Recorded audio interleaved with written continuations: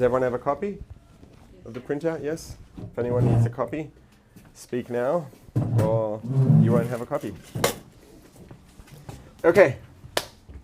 So, really what we're going to talk about this week is not just about this week's Parsha, but about the whole book. So, this week's Parsha is Parshas Shemos. This past Shabbos was Shabbos Chazak, which means that we finished reading one of the 5 books of the Torah, 5 books of Moses, Chamesh Chumshei Torah. We finished Sefer Bereshis, book of Genesis, which is why we said in Shul when we finish Chazak, Chazak v'nis Chazek, which we say at the end of each of the 5 Chumashim, each of the 5 Sfarim of the Torah. And Shemos is both the name of this week's Parsha and the name of this whole second book of the Torah. 20% of the Torah is named the book of Shemos.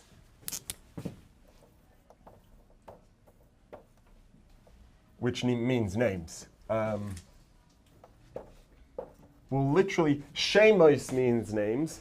Shemos means names of.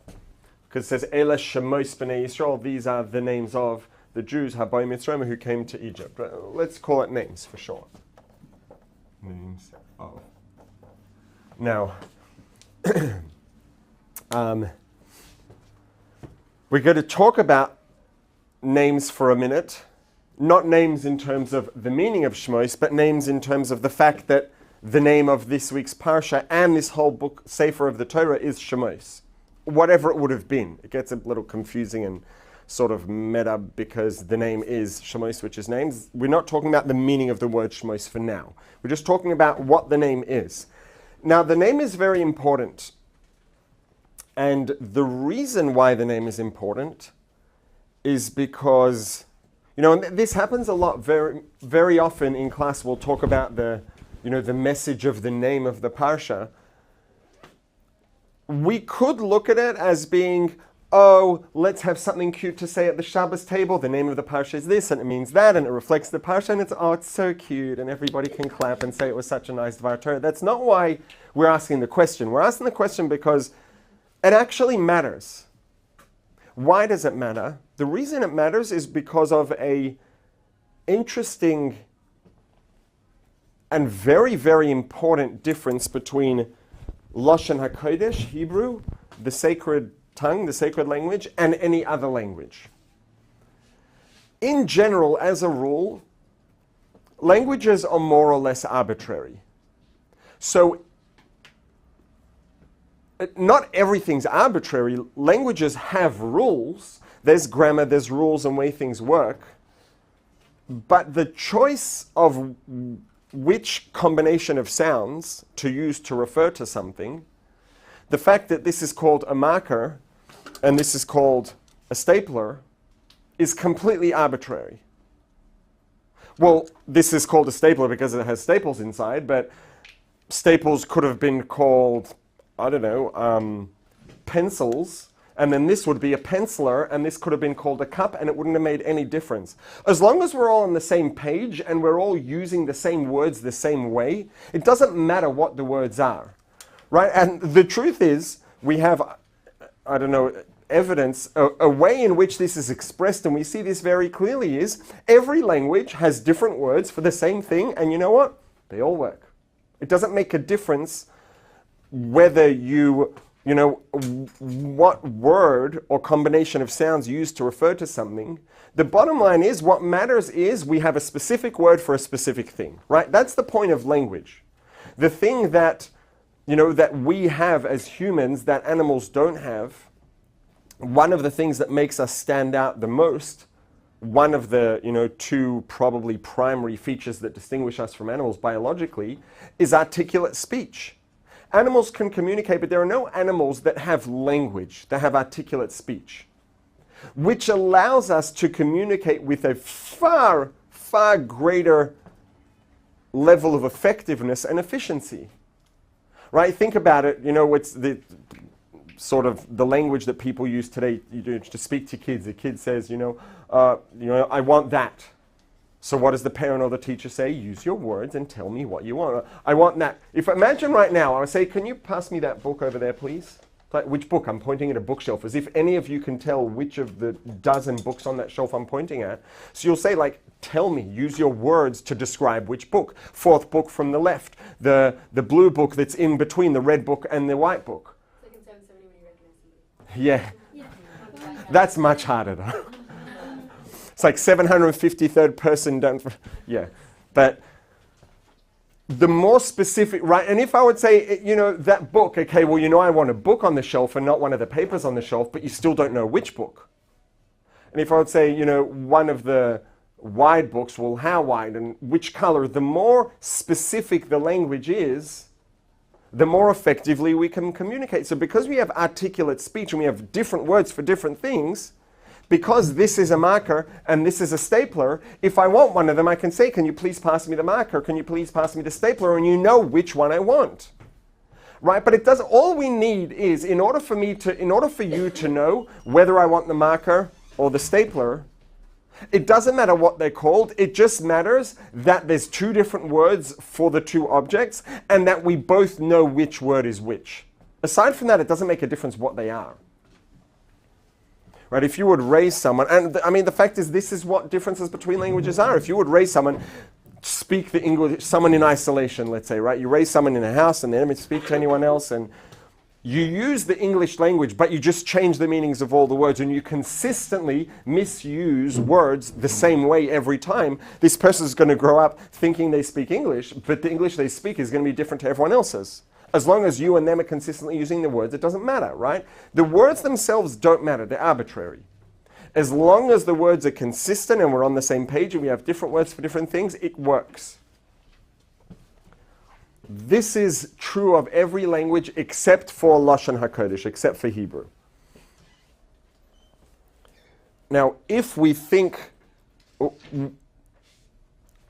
the word communication, right? What does communication mean? Communication means to take something. When you communicate, you're taking an idea or information or thought that you have inside of you and you're making it available to someone else. Communication is only necessary when there is a community, when there is common group of people together. If there's no common people in a group, if there's no community, you don't need to communicate. They go hand in hand. The point of communication, right? If someone lives on a desert island themselves, I mean, they might still want to talk to themselves to slow down the rate at which they go crazy, but that's not communicating. That's expressing themselves. Communication is only by definition necessary when there is another person with whom or to whom you want to take the idea that's inside of you and express it and communicate it to them. So if I have a thought, a feeling, an idea, and I want to make that accessible to someone else, to any of you, to all of you, to anyone, it doesn't matter who, I need to communicate. I use words as vehicles to convey that idea. And by using these words as vehicles for information, I can take the idea that I have inside and make it available and accessible to you, to someone outside of myself. And this is why speech is a metaphor for Hashem creating the world, right? It says, and Hashem said, let there be light, and there was light. What does it mean Hashem said, let there be light? Did Hashem move his lips and his tongue and his palate and his teeth and his larynx and made the sound? And no, Hashem doesn't have a body. Hashem doesn't have a mouth or lips or tongue or anything else. So what does it mean when Hashem spoke? It means that the same way speech as we know it, communication is when one takes an idea, thought, feeling, something that exists within themselves, and they express it and make it exist outside of themselves so that it can become accessible and available to others, to people other than themselves. When Hashem said, let there be light, so to speak, what was Hashem doing? Where did light come from? Light came from Hashem. How? Why? Because Hashem is infinite, and infinity includes light. If light wasn't included within the infinity of Hashem, it wouldn't be infinite. It would be limited because it doesn't include light. So light already existed within the infinity of Hashem. But that was within the infinity of Hashem. That wasn't in a way that it would affect or participate in our experience. So Hashem took this idea of light that existed within his infinity and brought it into being in a way that it would now exist as far as our experience is concerned, as far as the created reality is concerned, i.e. he took something that was inside of himself and now made it accessible and available outside of himself, i.e. he communicated, he spoke. So when it says, and Hashem said, let there be light, what that means is that Hashem took the idea of light from within himself and communicated it, made it exist outside of himself, made it exist in a way that it now can be a part of our experience, part of reality, the created reality. Now when Hashem spoke, in what language did he speak? He spoke in Lashon HaKodesh. The same way that words, right? Why do we use words? Words, when we want to communicate, words are vehicles that carry meaning. And the way in which the words are constructed into a sentence is going to determine the message that that sentence communicates, right? Sometimes you read something and you have to read a sentence like 5 times and you're confused about what it's trying to say, and you might figure it out, or you might still be confused and think to yourself, this person really could have written this sentence a little bit more clearly, a little bit less confusingly. Why? Because each word means something. The way that you put them together determines what the product, the meaning, collective meaning of the sentence is. Words, for us in our communication, are vehicles that convey, communicate, channel ideas, information. Words as a metaphor for Hashem, for Hashem's bringing things into being, are vehicles for divine creative forces. Right? There is a divine creative force with which Hashem makes the stapler exist. Now the stapler and the marker are 2 different things. Everything about, or not everything, but a lot about them is very, very different. Which means that the divine creative force that makes this exist is obviously going to be different to the divine creative force that makes this exist. If they were created by the same divine creative force, what we'd have would be this. They'd both be the same. The same way that different words are vehicles in our communication that convey different bits of information, different messages, different meanings, words as vehicles for divine creative forces are the same. Different words convey different meanings. Different words are vehicles. Different words in Hebrew and Lashon HaKodesh are vehicles for different specific divine creative forces. So a cup in Lashon HaKodesh is called a kos, kaf, vav, samach. A cup has to be called a kos. That's not arbitrary. Each of these 3 letters is a specific vehicle of a specific divine creative force. When they are combined into that specific arrangement in that order, the collective divine creative force communicated or channeled by that combination of those 3 letters in that order, the product of that is the divine creative force that makes a cup exist. Or, light, aleph, vav, resh. When the divine creative force that's conveyed and channeled by the letter aleph is combined with and followed by the divine creative force communicated and channeled by the letter vav, followed by the divine creative force channeled by the letter resh, or we have light. That divine creative force is the force that brings light into being. So when Hashem said, let there be or, light came into being, because that is a representation of the divine creative force that makes light exist. If Hashem had said, let there be light in English, it wouldn't have worked, because L-I-G-H-T are not the same vehicles for divine creative force as the letters Aleph, Vav, Resh. Right? So the words in Lashon HaKodesh in Hebrew that are used to refer to something are not arbitrary at all. It makes a big difference. These are the words. The word that refers to something in Lashon HaKodesh is a representation of the divine creative force that makes it exist, which means that it must, by definition, it has to align with the character, the mission, the message of whatever it is that the word refers to, because it's the origin of its existence. It exists because of that word channeling the divine creative force to make it exist. So when we say, why is this week's Torah portion called Shemos? Why is this whole book of the Torah, 20% of the Torah, one of the 5 Sfarim, one of the 5 Chumash, the second Chumash called Chumash Shemos, the book of names, or this week is the portion of names. If it's called Shemos, that means that the word Shemos, which is the word in Lashon HaKodesh that refers to this week's Torah portion, it's the word in Lashon HaKodesh that refers to this whole book of the Torah. That means that this word, this combination of Shin, Mem, Vav, and Saf, is a representation of the divine creative forces that make this Torah portion exist, that make this whole book of the Torah exist, which means that there has to be, not even there has to be, there necessarily is a connection between them, because one is the point of origin of the other. Right? So when we say, what's the connection? Oh, this is how you see it. It's not just some cute thing that you want to say at the Shabbos table. It's like, this is reality. Right? The same reason, really what this is, I mean, an equivalent of this is, you know, if you find some phenomenon somewhere in the world that seems to go against all of the laws of physics, you're going to stop and ask, or the physics-minded person is going to stop and ask, hang on a second, what's going on here? This doesn't seem to work. This goes against all the laws of physics, seems to go against all the laws of physics. What's happening here? What factors are involved here that we're not aware of that are causing this to happen? Right? Why will the physics-minded person ask that? Because we know how things work. We know what the rules are.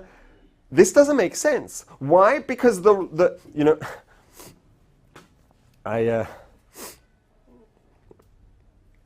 I could quote him.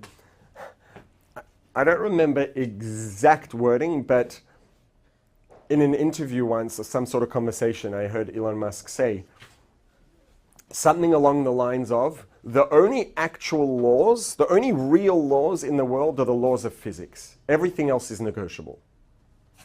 Right? And any law of the country, of anything else, you can choose to break it and, do the crime and do the time, or maybe you can get away with it, or you can negotiate. You can't negotiate with the laws of physics. There's no, I broke the laws of physics, let's see if I can get away with it. That's not how it works. Like, this is the mechanics of the functioning of the universe. Which is why if you see something that doesn't seem to match, you're going to scratch your head and say, well, hang on a second, what's going on here? What are we missing? Because this is how things work. So if you see something that doesn't seem to match, it doesn't need to be understood, but if someone cares, they're going to want to know what's going on, because if these are actually the laws of how reality functions, then what's going on? Something here needs to be clarified or understood. It's the same thing here. If the words are the vehicles or expressions of the divine creative force that brings that thing into being, it has to be expressed. It has to match up. Right? If someone has 2 blue-eyed genes and they have brown eyes, well, hang on a second, what's going on here? Where did the brown eyes come from if they have 2 blue-eyed genes? It doesn't make any sense. Right? Someone who has 2 blue-eyed genes is going to have 2 blue eyes. Genes is in G-E-N-E-S, not J-E-A-N-S. If the name of the Torah portion is Shemos, and the name, the word in Lashon HaKodesh that refers to the Torah portion, is a representation of the divine creative force that makes it exist, it's going to be expressed, it's going to be represented. You're going to see the correlation. So what is that correlation? What is it about this week's Torah portion that's all about the idea of names? And not just this week's Torah portion, this whole book, the whole book of Shemos, the whole book of Exodus is all about names. What's the connection? So there are a couple of things that we have, there are midrashim that talk about the names. So first of all, let's talk very practically. Why is it that the word Shemos was chosen very, pragmatically, as the name of the Torah portion and the book of the Torah? Because it starts off, Eila Shemos Bnei Yisrael Habayim Mitzrayim. These are the names of the Jews who came to Egypt. And then it goes and lists all the names. So why does it do that? Like, why do we, first of all, why do we care? Second of all, we already listed all the names a couple of weeks ago. Third of all, before the names were listed a couple of weeks ago, we already pretty much knew everyone's names. So like, why this obsession with listing names? Also, why is it translated as Exodus when that does not mean Shemai? Because it's the main thing that happens. So. Right. It's Exodus is not a name al pi Torah. Exodus is a name that was the same way that Bereshis doesn't translate to Genesis. It's a little bit more related. Right? Bereshis means in the beginning of creation, which is Genesis. Right, so it's the bottom line is, if you look at the story, it's the Exodus from Egypt, so it's the book of Exodus. But yes, it's not a translation of the word Shemos at all. Truth be told, if you think about it, if you had to choose one or the other, excuse me, at face value, Exodus might seem like the better of the two. Like the book of Exodus or the book of names. Like, well, because like the very beginning, like they counted some names that we're still confused as to why that would even happened. And like now it's the book of names for the next few months. We're going to be studying the book of names because of like this one few passages. So obviously there's more than that going on. So why the names are listed, there are a couple of messages here, a couple of different things. One is that it alludes to, there's a medrash that says that this alludes to the fact that, one of the things, what throughout our centuries in Egypt, we weren't always on the best of behavior, let's say, right? And towards the end, we say in the Haggadah that Hashem brought us out himself, not an angel, not a messenger, Hashem himself. Why? Because we were so deep down in the depths of impurity. There was no messenger or angel that could have made it in there, all the way down there and made it out without getting lost and stuck themselves. Hashem had to do it himself. So we got kind of lost. That being said, there are, a couple of things, a few things that we never changed and we never let go of. And one of those things is our names. It says, Lo shinu es shemam. We kept our identifiably Jewish names throughout the centuries in Egypt. So the Torah is alluding to this by telling us, and these are the names, and letting us know these are the names with which way they went in, and they stuck to these sort of, Jewish cultural names or the names of their heritage. Okay. Well, yeah, I guess we can accept that if we have to. It's it's clearly a medrash. It's not the pshat. It doesn't explain at face value. Another message in the fact that it lists our names is that we've discussed this probably in the past. I think this year, I'm not sure, but there's this idea of bittul. Bittul means, the way it's usually translated is nullified. Insignificant might be a better word just in the context of the way it's used in English. And halachically what this means is, let's say for example, if you're cooking a pot of meat stew and some milk falls in and gets mixed in, are you allowed to eat it? It's meat and milk. Well, it depends. If you're cooking a huge pot that's going to be feeding 5,000 people, well, maybe that's pushing it, but whatever it is, a massive pot full of meat stew that's got tens of pounds, 100 pounds of food in it, however much more, and one drop of milk falls in and gets mixed in, you can eat that no problem once it happened, if it happened by mistake. Why? Because one drop of milk in 100 pounds of meat stew is absolutely insignificant. You're not going to taste it. No one's going to know. It doesn't make any difference to anyone's life. It doesn't enhance, it doesn't alter the experience, it doesn't alter the flavor, it doesn't alter the consistency. It's effectively irrelevant. It's not significant. If it's not significant, it doesn't matter. You can consider it non-existent and you're allowed to eat it. Why? Because there's no significant or substantial mixture of meat and milk. If someone were to pour, a gallon of milk in there, and you're going to be able to taste that there's milk in this stew, you're not allowed to eat that. Why? Because it's significant. So generally, the most basic rule is, if the food that fell in that shouldn't be there and got mixed in, if there's sufficient amount for you to taste it, i.e. it's significant, you're not allowed to eat it. If the amount that fell in is not significant enough, is not going to be detectable, it's not significant by definition, it's irrelevant, and you're allowed to eat it. The general rule is 1/60th is sort of the benchmark that you're allowed to assume that it's not significant. Obviously, if you drop 1 teaspoon of cane pepper into 60 teaspoons worth of food, you're going to feel that. Something like salt, like cane pepper, seasonings, things that have a particularly concentrated impact or disproportionately strong impact on the food, it doesn't go by 1/60th. It goes by, much more. But there are some things that are going to make something significant regardless of whether you taste it, right? And there are a number of different characteristics. Something which, and we've discussed before, something that's sold by number is significant by definition because of the fact that it's sold by number.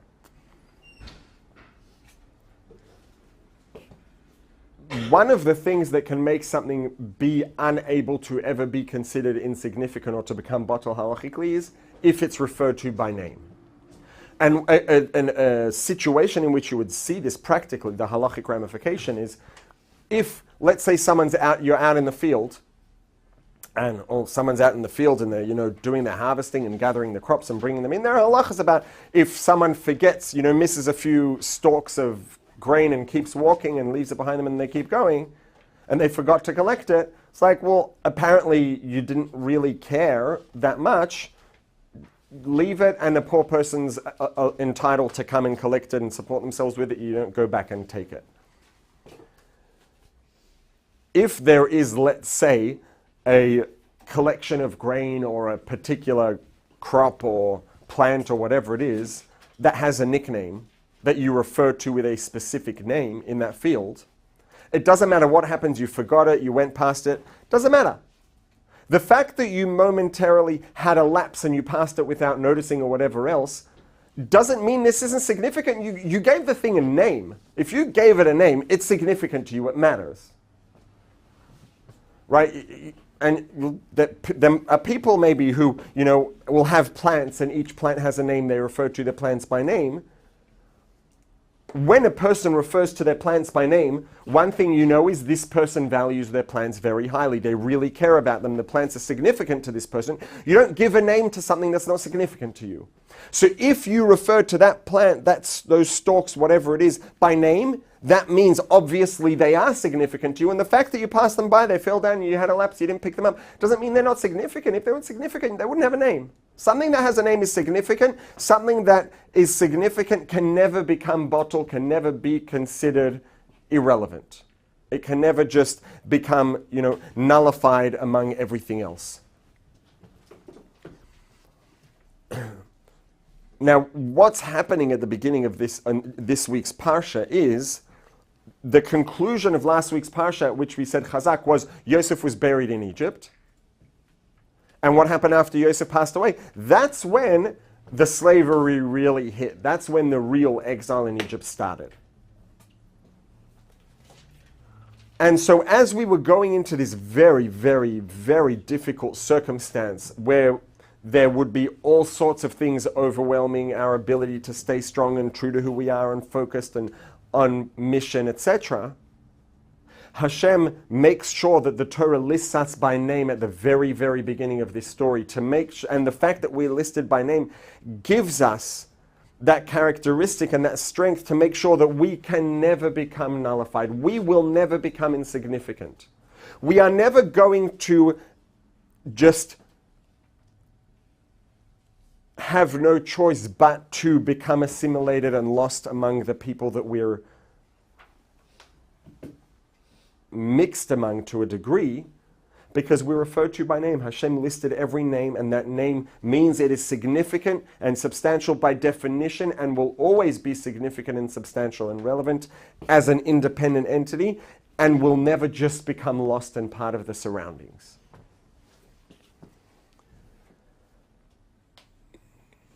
And the truth is that these really go hand in hand, these two, messages from the listing of the names. One is, alludes to the fact that we stood strong and kept our names, and one is that Hashem listed our names in the Torah to make sure that we would be able to retain our independent identity and significance, they go together. The fact that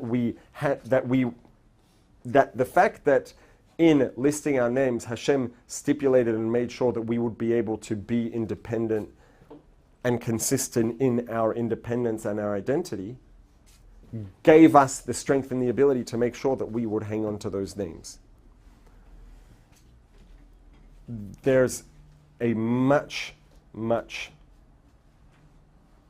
I would say, bigger message here as well. What is a name? Right? A name is, technically, a name is a proper noun. It's a word that you use to refer to someone to differentiate them from other people. Which is why, by definition, I mean, hypothetically, I could have been called a different name. Each of us could have been called a different name. And yes, it's not that simple. And there's Ruach HaKodesh and, divine inspiration the parents have when they give a name, etc., etc. All of that's true. But our name is not us. Our name is the proper noun that is used to refer to us.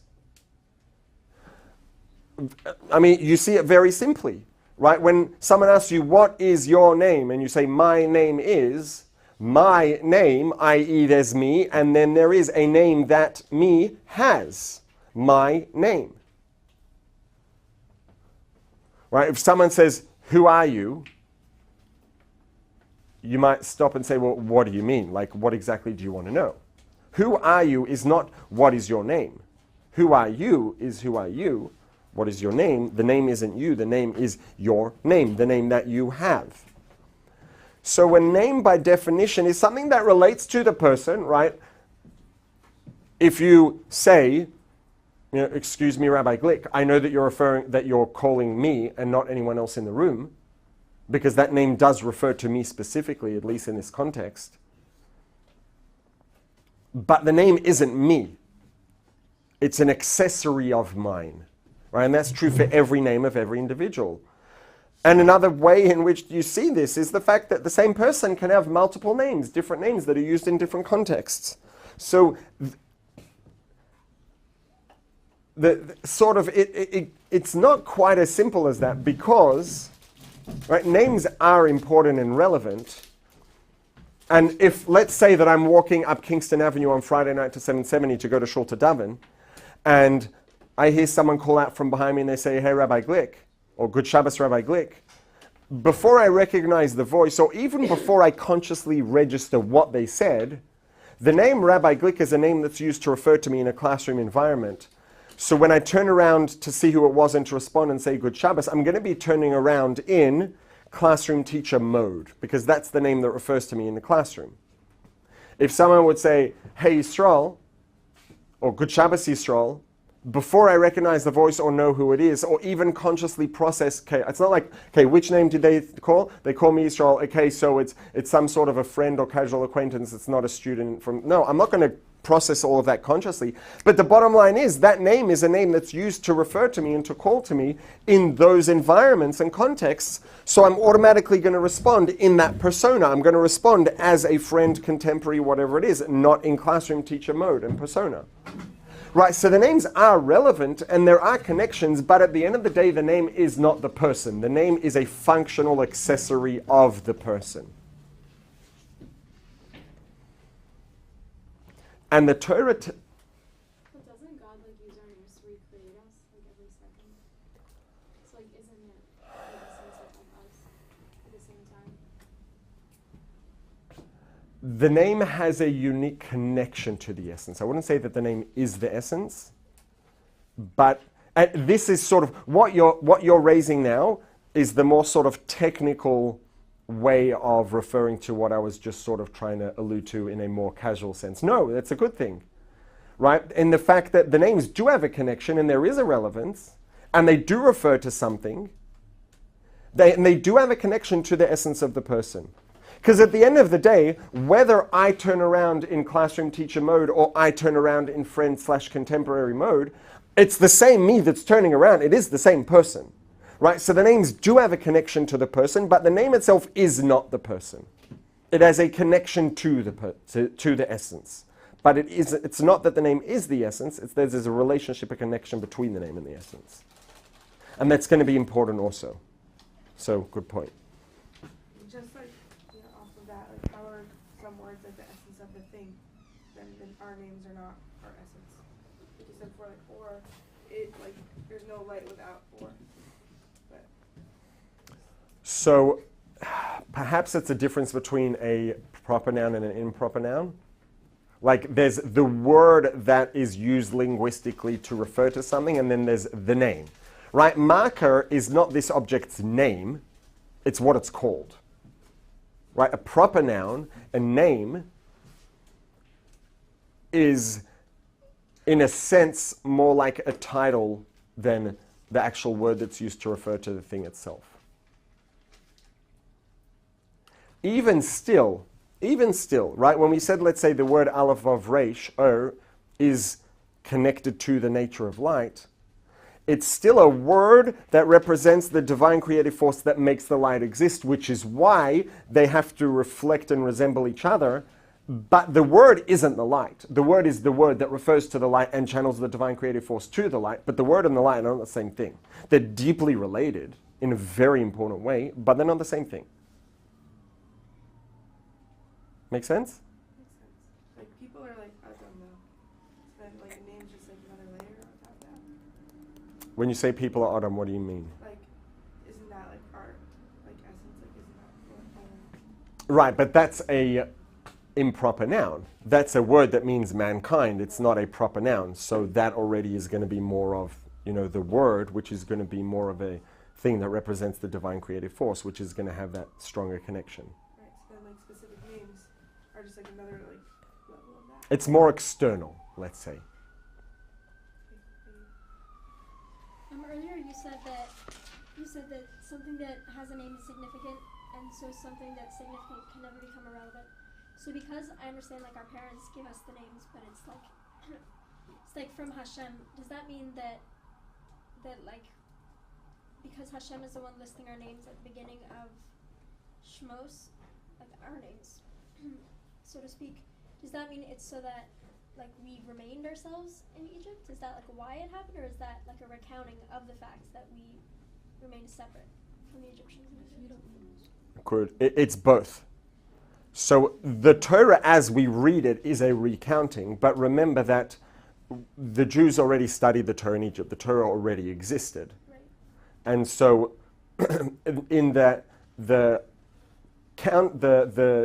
listing of these names, Hashem did recount and list these names in relationship to the, not recount, but count or enumerate explicitly the names in conjunction with the entrance into Egypt. Okay. So, a name is a functional accessory that refers to the person, that has a very important connection to the specific characteristics of the person, but it isn't the person. It's the name of the person. When we went into Egypt, in any situation of oppression, of assimilative pressure, of difficulty, right now we are in, Baruch Hashem, thank God, and wouldn't have it any other way. We are in a world which is, thankfully, relatively speaking, very safe and easy. Life today is safe and easy relative to any time in the past, pretty much. So the kind of oppression that we had in Egypt, we don't have today, thankfully. But there are very strong challenges to our identity, to our independence, etc.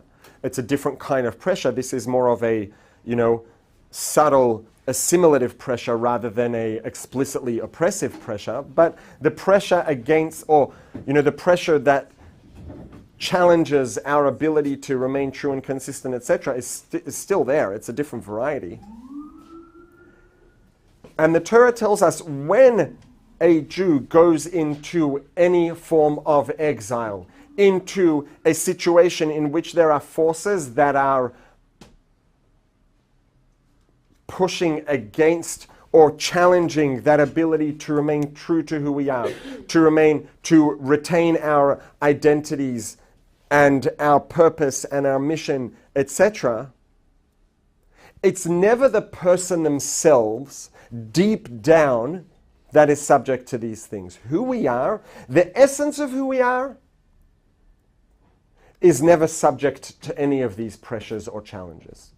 Right? And now when we talk about the essence of who we are, each of us has a body and a soul, and there's a soul that partners with the body, and the soul obviously is in a position to interact with the body, which means that it exists in some way in the same reality as the body, and they're in partnership together.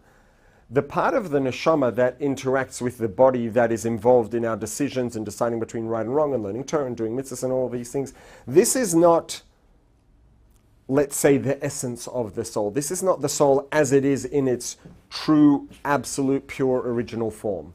This is a layer of the soul that is, relatively speaking, more external and is functionally equipped to interact with the body on a day-to-day basis. That part of the soul, the part of the soul that is, that is involved in our day-to-day lives, in our decisions, in our challenges, in the way we live our lives day to day, that is very much experiencing these challenges and these pressures that are there pushing against or making it challenging to remain true to who we are and retain our true identity and to stay on mission and on, live our lives according to our purpose, etc. The part of who we are, the part of the soul of the neshama that is involved in the body, it experiences those challenges and it doesn't have an easy time of it. But the Torah tells us this week, who came into Egypt? Which part? Did the Jews go into Egypt? Did the Bnei Yisroel, the sons of Yaakov, go into Egypt? Yes. Kind of. The essence of who they were was never subject to Egypt, or was never subject to exile, to any challenges.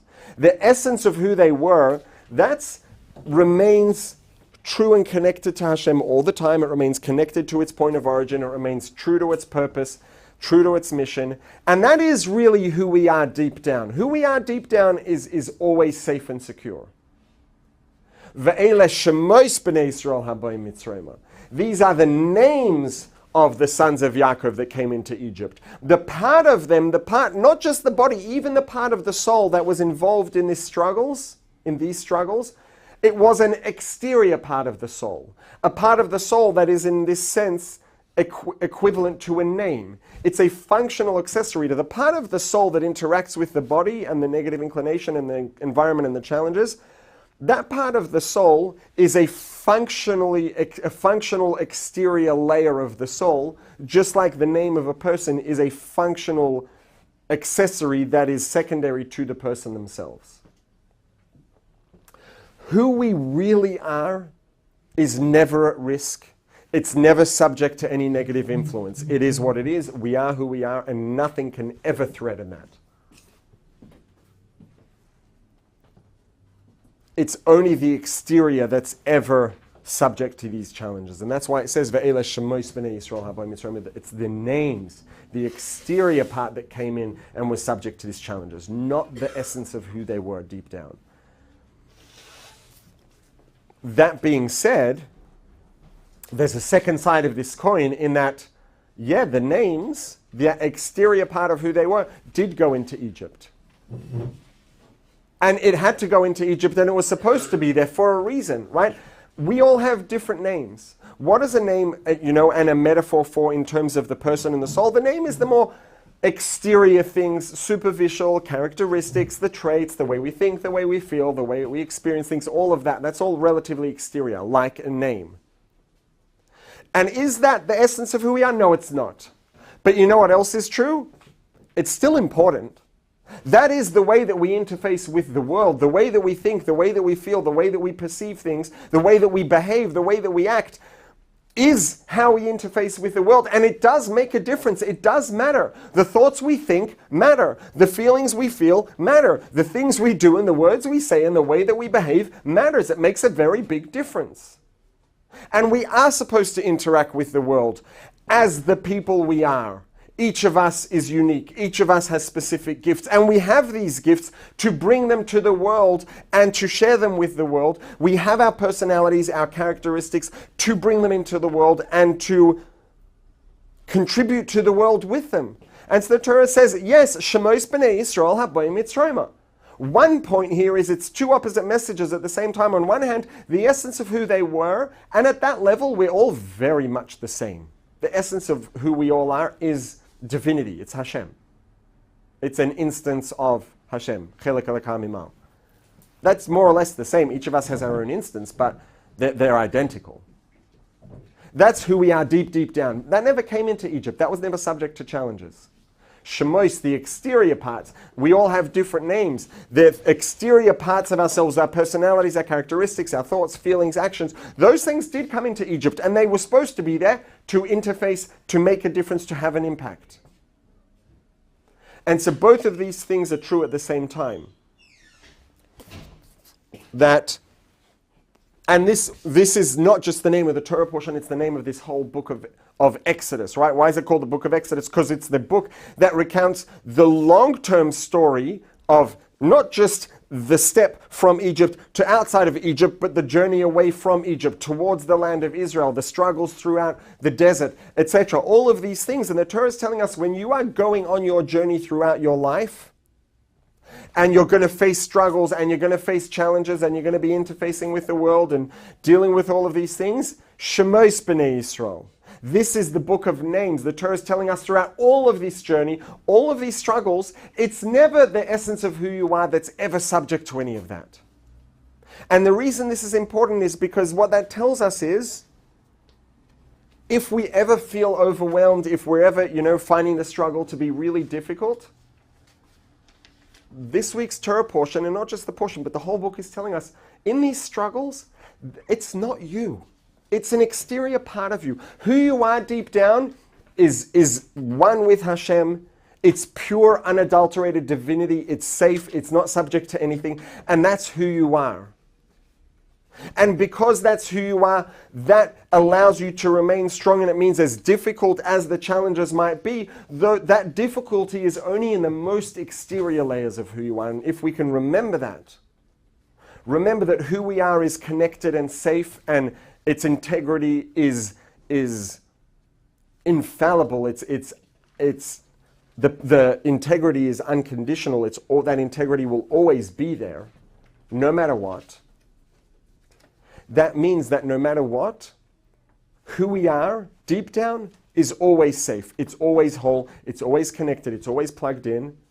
And if that is the essence of who we are, that means that we have within us the connection and the wholeness to be able to stay strong and live true to our purpose and true to our mission in every circumstance, no matter what, because it's not saying that the challenges are not difficult, that the challenge is real.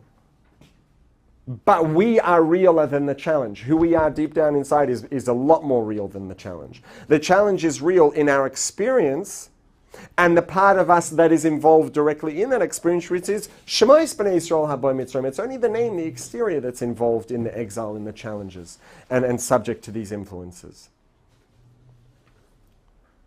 And it is important that with our names, with our unique characteristics, with our unique gifts, our strengths and our weaknesses, all of those things are part of who we are. We should interface with the world and do the best we can of staying true to our mission and our purpose as much as, to the best of our ability.